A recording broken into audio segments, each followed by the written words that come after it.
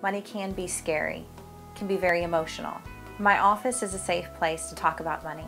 Every person has a dream, and whether that dream is concrete, I want to pay off debt, or it's abstract, I want to be able to put my head down at night and not worry about money. It's those dreams to focus on when we look at your money, and then work the money around your dream life. Work the money around the life you have always imagined.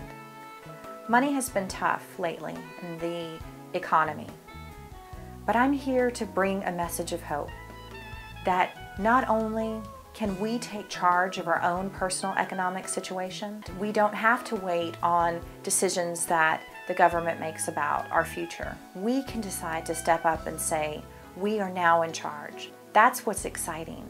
And that's what my message is, that we can do better than surviving, that we can thrive, that we can do well and have fun doing it and enjoy ourselves along the way. My goal is to build a relationship with you, whether that be with coaching, tax services, or workshops. I'm here to support you.